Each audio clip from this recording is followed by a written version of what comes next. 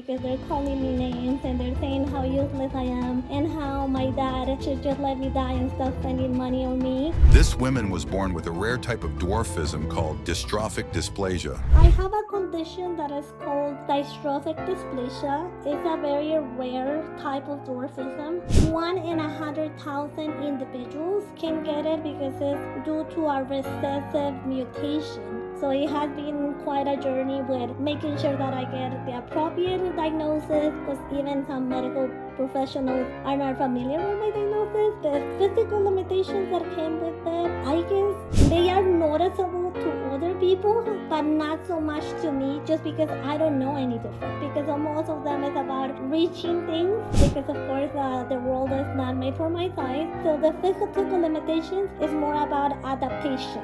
My childhood was actually quite happy. My parents did a really good job at making sure that I had a very average life, keeping in mind my limitations, but always pulling from my strengths to be able to adapt. Even though she dealt with a lot of bullying and mean comments, she never gave up on life. When I turned 10 years old, it got a little rough at school with kids bullying. Some of the meanest comments that unfortunately came from some maternal family members, because they're calling me names and they're saying how useless I am and how my dad should just let me die and stop spending money on me. That shaped me into being a bit stronger, a bit tougher. My goal was always make a name of myself that is much more than just the little person. My dad did such an awesome job with making me feel empowered. He was like, you're gonna do everything like any other child. So seeing someone that is 6 feet tall believe in me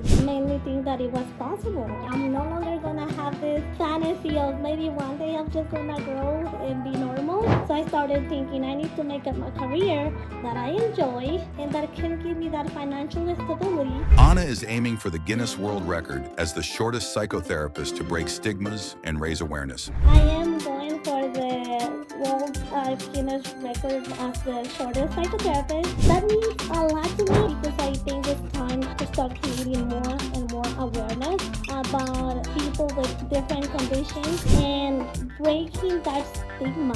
And so it's important to show that I can be a successful clinician and be a little person. People, by seeing my story, they can start looking at other people with dwarfism as people, period.